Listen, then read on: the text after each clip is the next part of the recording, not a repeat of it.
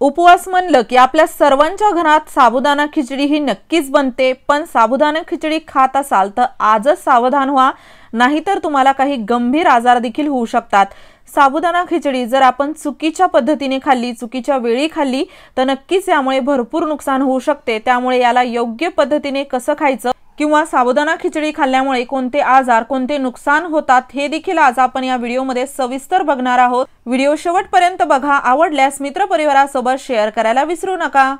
आपल्याकडे भरपूर असे उपवास धरले जातात, जसे की श्रावण महिना पूर्ण धरला जातो, गौरी गणपती, नवरात्री, एकादशी, चतुर्थी असे भरपूर वेगवेगळे उपवास असतात। त्यासाठी फक्त आपण साबुदाणा खिचडीच नाही तर साबुदाण्यापासून तयार होणारे जे पदार्थ असतात, जसे की साबुदाणा खीर, साबुदाण्याचे वडे किंवा इतर काही साबुदाण्याचे भरपूर असे पदार्थ बनवले जातात। बऱ्याच जणांना जो दिवसभराचा उपवास असतो, 2-3 वेळा ते फराळ करतात आणि 2-3 वेळा जर फक्त तुम्ही साबुदाणाच खात असाल तर कुठे ना कुठेतरी तुम्हाला थांबायची गरज आहे। साबुदाण्याचं जे अतिसेवन आहे ते धोकादायक ठरू शकतं। त्याऐवजी तुम्ही भगर म्हणा किंवा इतर काही जे उपवासाचे पदार्थ असतात ते खाऊ शकता, पण बऱ्याच वेळा आपण सर्वात सोपा आणि सर्वांच्या आवडीचा म्हणून असं साबुदाणा बनवतो, साबुदाण्याची खिचडी बनवतो। साबुदाण्याच्या अतिसेवनामुळे तुमच्या रक्तातील जे शुगरचं प्रमाण आहे, रक्तातील जे साखरेचं प्रमाण आहे ते वाढू शकतं। तुम्ही जर डायबिटीज पेशंट असाल, शुगर पेशंट असाल तर साबुदाणा हा तुमच्यासाठी खूप घातक ठरू शकतो। त्यामुळे तुमच्या रक्तातील साखरेचं प्रमाण वाढू शकतं आणि तुम्हाला इतर भरपूर त्रास देखील होऊ शकतात। आणि त्याचसोबत जे साबुदाण्याचे अतिसेवन करतात त्यांच्यासाठी ही माहिती खूपच महत्त्वाची आहे, कारण की जास्त साबुदाण्याचं सेवन केल्यामुळे, तो खाल्ल्यामुळे मेंदू आणि हृदयाला नुकसान होऊ शकतं।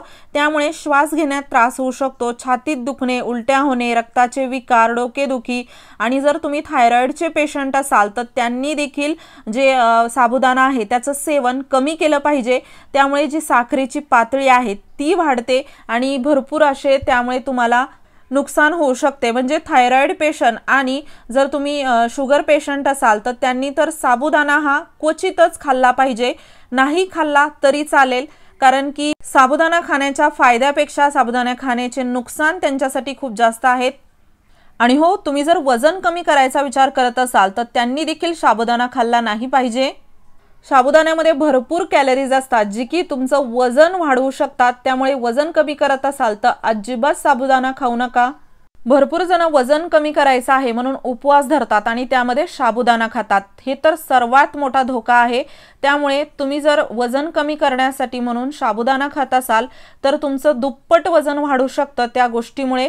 त्यामुळे आजच हे करणं थांबवा।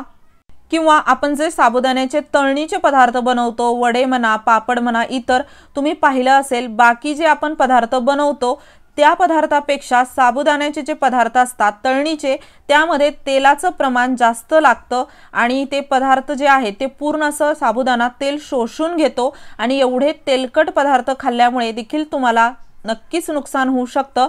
आणि जसं की मी म्हणलं, साबुदाणा एका वेळेस ठीक आहे, पण तुम्ही जर याला वेगवेगळ्या प्रकारे तळून खात असाल आणि अतिसेवन करत असाल तर नक्कीच तुम्हाला त्यामुळे त्रास होऊ शकतो। जसं की आपल्या सर्वांनाच माहित आहे, तेलकट पदार्थ खाल्ल्यामुळे भरपूर असं आपल्या शरीराला नुकसान होतं आणि खास करून साबुदाणा हा जास्त तेल शोषून घेतो। तुम्हाला जर मूळव्याधचा त्रास असेल तर त्यांनी देखील साबुदाणा अजिबात खाल्ला नाही पाहिजे। मूळव्याधच्या पेशंटने जर साबुदाणा खाल्ला तर त्यांना त्यामुळे अजून त्रास होऊ शकतो। साबुदाण्याचं अतिसेवन केल्यामुळे बद्धकोष्ठता येऊ शकते आणि त्यातूनच तुम्हाला अजून जास्त त्रास होऊ शकतो। त्यामुळे या गोष्टीची देखील नक्की काळजी घ्या। प्रमाणामध्ये एखादी गोष्ट करणं खूप चांगलं असतं, पण अतिसेवन, जास्त प्रमाणात तुम्ही एखादी गोष्ट करत असाल तर नक्कीच तुम्हाला ते धोकादायक देखील ठरू शकतं। जर तुम्हाला किडनी स्टोनचा त्रास आहे तर त्यांनी देखील अजिबात साबुदाणा खाऊ नये, त्यामुळे तुमचा जो त्रास आहे तो अजूनच जास्त वाढू शकतो। त्यामुळे तुम्ही नक्कीच या गोष्टीची देखील काळजी घ्या। आणि हो, तुम्हाला जर लो बीपीचा त्रास असेल, रक्तदाब कमी असेल तर त्यांनी तर अजिबातच साबुदाणा खाल्ला नाही पाहिजे, कारण की साबुदाणा खाल्ल्यामुळे लो बीपी वाल्यांना त्रास होऊ शकतो, त्यांचं बीपीचं प्रमाण वाढू शकतं, कारण की यामध्ये पोटॅशियम असतं जास्त प्रमाणामध्ये आणि त्याचे जे गुणधर्म आहेत ते बीपी वाढवण्यासाठी तुम्हाला कारण ठरू शकतात। आता आपण साबुदाणा खाण्याची योग्य पद्धत बघणार आहोत, जेणेकरून काही नुकसान होणार नाही।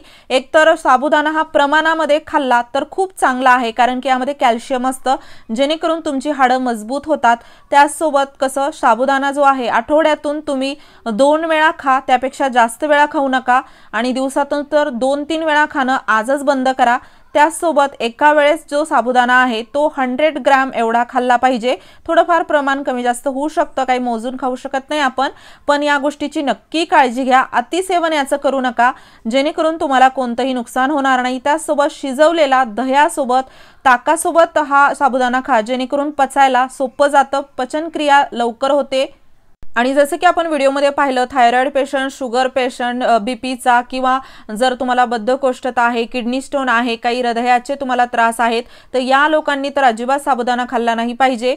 नक्कीच तुम्हाला यामुळे भरपूर अशी मदत होईल। व्हिडिओ थोडासा जरी आवडला असेल तर जास्तीत जास्त मित्रपरिवारासोबत शेअर करा, जेणेकरून त्यांनाही यामुळे मदत होईल। आणि चॅनलवरती नवीन असाल तर सबस्क्राइब करायला विसरू नका। असेच नवनवीन व्हिडिओज मी तुमच्यासाठी घेऊन येत राहते। धन्यवाद।